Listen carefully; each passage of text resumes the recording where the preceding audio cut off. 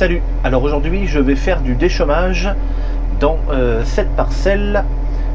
Précédent blé quasiment jamais touché depuis la récolte, mis à part les passages de traitement qui ont été faits avec le décompacteur Metalfar et un carré là dans le champ, enfin toute une zone mais pas toute la parcelle. La parcelle là elle fait 10 hectares et avec le décompacteur il y en a eu, allez, peut-être la moitié à peine de fait. Et aujourd'hui je vais te faire voir l'utilisation de la fonction U-turn. Donc la fonction U-turn, c'est la fonction des demi-tours gérés par le GPS.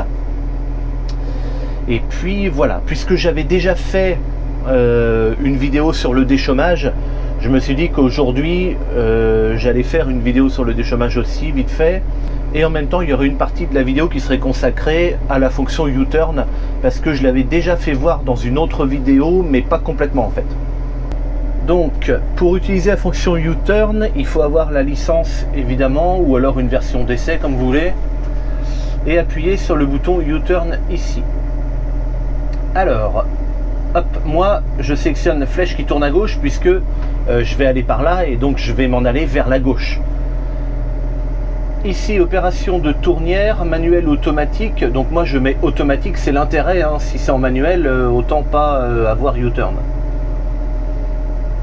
Donc il y a écrit quand même un petit conseil, pour activer U-turn il faut 5 voies AB nécessaires, donc 5 voies, moi j'en ai créé une mais il en faut 5 au moins les unes à côté des autres.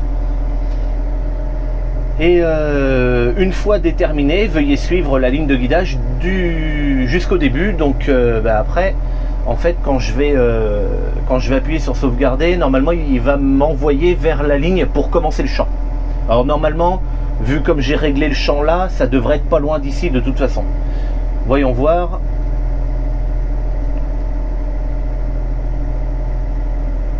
Alors hop, donc là il m'a dessiné à peu près mon champ, donc faut que je recule et que j'aille là-bas. Faut que j'aille commencer, si tu vois, sur la ligne bleue là. Alors moi je vais réactiver ma séquence automatique pour mon outil derrière, le Catros. Alors tu vois, je suis pas obligé de commencer. Regarde, merde, voilà. Je suis pas obligé de commencer exactement où il m'a dit, tu vois, là c'est la ligne bleue qui est sélectionnée, donc c'est celle qui s'en va vers une autre ligne par là, si jamais j'avais déjà commencé le champ, tu vois. Mais moi, comme j'ai pas commencé le champ, j'ai juste fait un tour de champ, parce que dans cette parcelle là, ah oui, il y a un prérequis, et donc c'est ce que je vais t'expliquer maintenant. Il y a un prérequis pour U-turn, c'est que il faut qu'il y ait des lignes pour tout le tour du champ. C'est-à-dire mes deux chintes, mon équesson à l'autre bout, et puis la partie champ. Voilà. Et une petite chose, ce champ-là, ici c'est le long du chemin là, c'est là que je commence mon champ et je travaille dans ce sens-là. On peut voir le passage de traitement ici, qui a été travaillé là. C'est pas une ligne droite. Le chemin là n'est pas tout à fait droit. Et U-turn ne fonctionne pas avec une ligne de base qui n'est pas droite, qui est une ligne courbe en fait. Donc en fait, moi j'ai juste créé une autre ligne légèrement en travers, qui me convient très bien puisque je veux déchaumer un peu en travers. Donc ça va. Mais si tu as une ligne qui est une ligne courbe, en ligne de base, d'accord. Après, mon équesson c'est une courbe, ma chinte ici, là derrière moi c'est une courbe. Ça fonctionne, c'est la ligne de base sur laquelle tu vas travailler ton champ qui doit être droite. Voilà, c'est important quand même de le rappeler.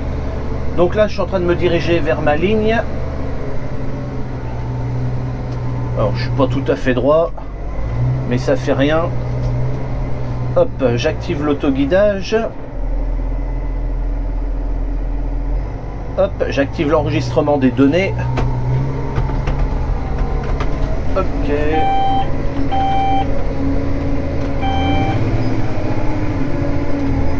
Allez, c'est parti. Et donc là, je suis parti en travers. Cette ligne-là en travers, je l'ai créée grâce à une nouvelle fonctionnalité de la dernière mise à jour.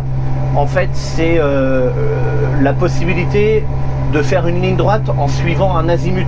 C'est-à-dire que j'ai fait mon point A, je suis parti dans une direction sur 2 mètres seulement, et je crois que j'étais même pas obligé de bouger d'ailleurs. Ça m'a donné un azimut avec ma boussole, et j'ai noté, l'azimut qui était noté me convenait, donc je l'ai validé et voilà. Ça m'a permis de ne pas aller d'un bout à l'autre du champ.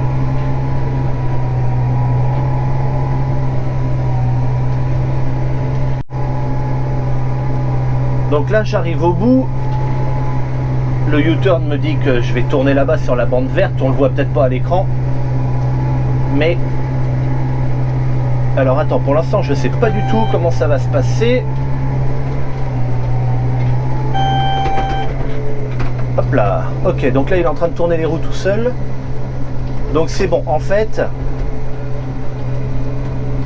là tu vois, regarde, je touche à rien.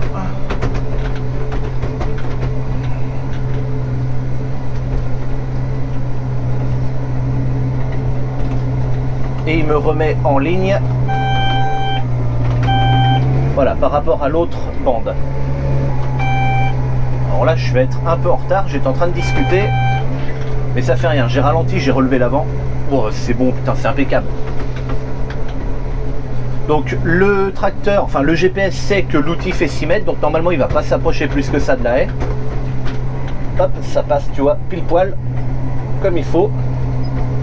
Et donc là je reprends ma bande à côté.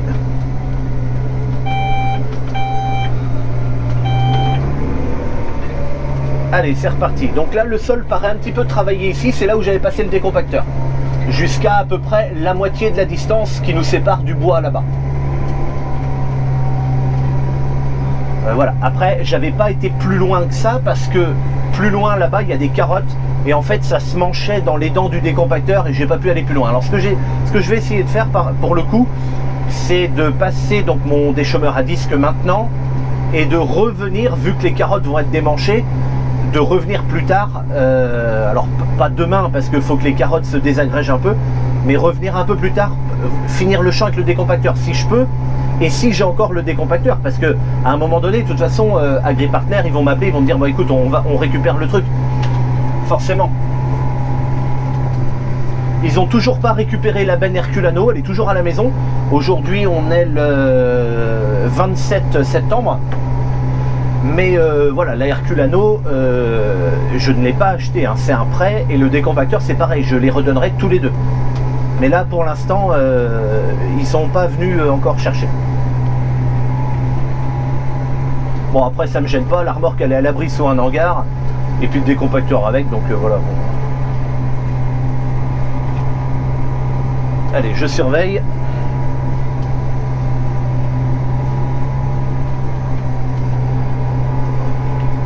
Stop, on va s'arrêter là 2 secondes.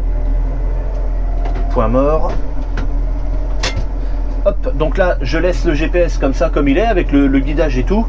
Et maintenant on va arrêter de parler un petit peu du U-turn. On a vu que ça fonctionne, ça tourne tout seul, très bien. On essaiera de voir plutôt vers la fin du champ comment il se démerde pour la fin du champ.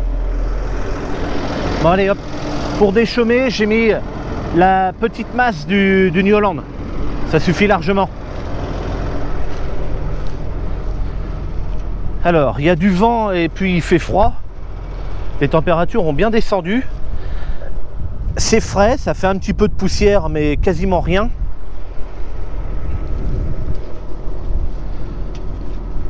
C'est intéressant parce que ça colle pas au rouleau. Ici tu vois j'ai deux, là et là, deux, comment ça s'appelle, 2 raclettes qui manquent. Enfin que je les rachète.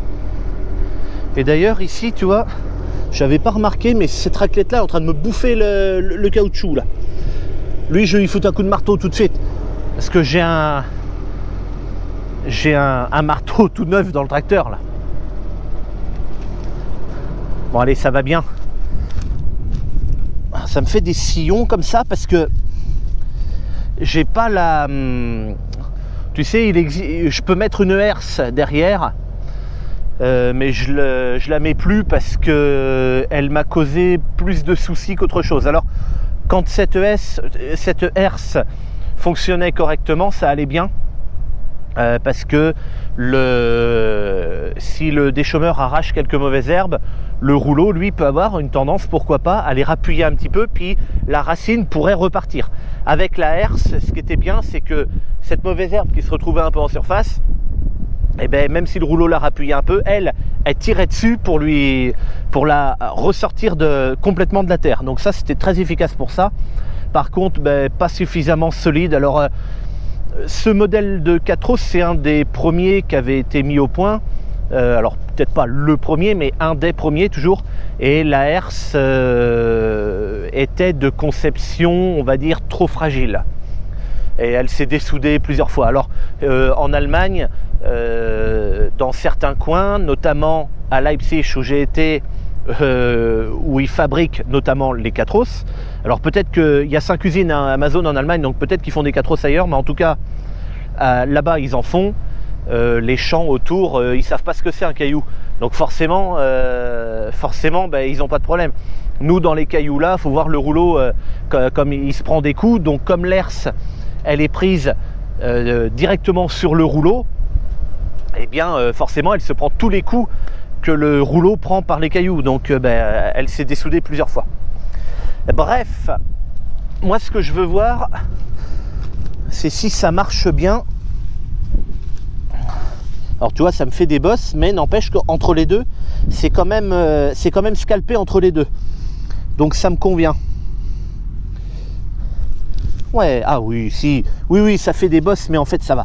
Alors, le fait que ça fasse des bosses comme ça, bon, après c'est le premier déchaumage depuis la moisson, donc c'est un peu normal, le sol est un peu dur et tout, même s'il a plu il n'y a pas si longtemps que ça, il n'a pas plu assez non plus.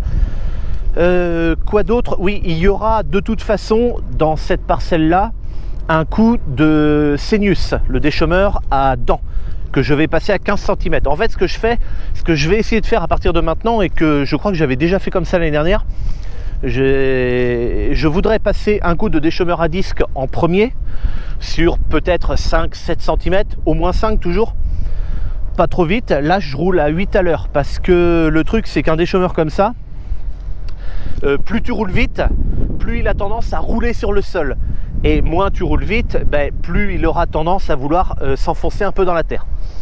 Voilà, après il y a un juste milieu à trouver, parce que moins tu roules vite, moins bien il travaille aussi, forcément. Alors là je suis parti voir quand même, juste là devant, il y a peut-être un peu de vent. Oh putain, oui, il y a un vent de fou. Là où le décompacteur a été passé. Alors là je suis très exactement, et ça peut se voir avec les mottes, là dans un passage de traitement, donc c'est le mauvais exemple.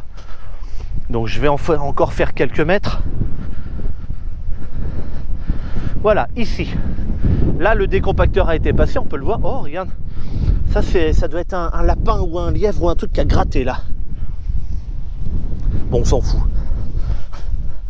Ouais, ben ici tu vois, il n'y a pas, c'est pas pareil, c'est un peu mieux travaillé avec le Quattros. On a moins ce phénomène de bosse là d'ailleurs, même si on regarde un peu plus loin, on a beaucoup moins ce phénomène de bosse que là juste à côté, où le décompacteur n'est pas passé et on retrouve très bien tous les trous et les bosses. Bon ok, c'était ce que je voulais voir, donc c'est pas encore une fois un problème, puisque j'ai l'intention, je mets ma main comme ça parce que j'ai pris le micro-cravate mais j'ai pas pris la bonnette anti-vent. Mais ce que je voulais dire, ouais, c'est que c'est pas un problème puisque je vais passer le déchaumeur à dents. Ah oui, donc je disais, parce que je disais aussi que je voulais passer donc le Quattros sur environ 5 cm au moins, et puis après le déchaumeur à dents à 15. Ça fait que le déchaumeur à dents travaillerait réellement sur 10 cm, puisque les 5 premiers auraient déjà été travaillés avant. Et donc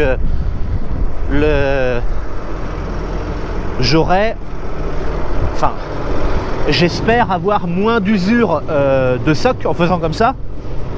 Et puis ben, un travail, surtout que le travail derrière le déchômeur à dents est très très bon. C'est un très bon, le déchômeur à dents me fait une très bonne préparation. Juste avant le semis, tu vois. Le 4os, pour que lui fasse une bonne préparation, il faut passer au moins 2 fois. Au moins 2 fois. Si on passe que ça, hein, rien d'autre. Hein. Si on passe le déchômeur à dents avant et lui après, la préparation du semis sera bonne aussi. Hein. Allez hop, marteau, je vais aller taper sur le bordel là-bas.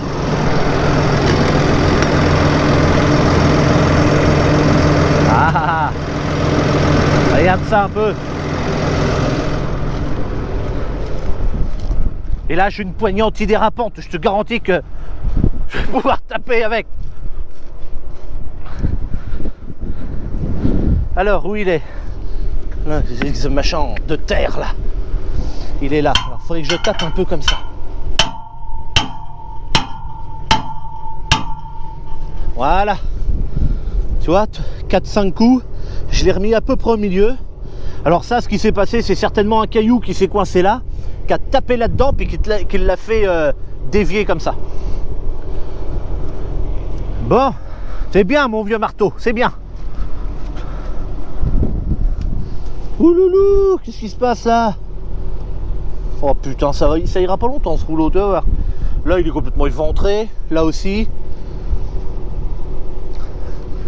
Bon, pour l'instant, je laisse comme ça. Mais c'est vrai que ce type de rouleau là, le rouleau Matrix, l'ancien rouleau Matrix, parce qu'il y en a un nouveau maintenant, c'est pas très adapté pour les terres chez moi. Ça fait du bon boulot, hein, il marche bien ce rouleau.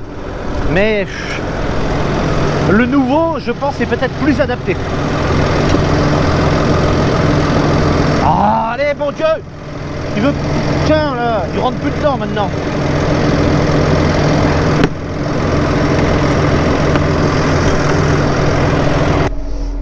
Allez, ben on continue. Je vais faire encore quelques hectares et puis je prendrai la caméra après. Bon, j'arrive au bout. Donc là, normalement, je vais tourner à droite puisque la planche de gauche est terminée. Et je le vois déjà, le dessin va vers la droite. Donc moi, je lève, je commence à faire lever pour mon outil. Hop. Au moment où il commence à tourner le volant, je fais relever le reste de l'outil, donc la partie avant. Et donc là, on va retourner là sur la bleue, direction la verte. Il y a des reflets, je sais pas si on voit très bien. Hein. Hop. Et allez, c'est reparti. Bon ben voilà, le U-turn vient de s'arrêter. Donc en fait là il m'a dessiné d'autres lignes, mais en fait elles n'y étaient pas. Ici c'était la dernière et elle se terminait là où il y a mon tracteur. En fait, tac. Voilà, sur ma parcelle j'ai pu faire toute cette partie là, ce qui représente 5,57 hectares, à peu près 60% du champ. Et donc bah, toute cette zone là n'est pas faite. Alors je vais te faire voir, je crois que je sais pourquoi. Faut que je sorte.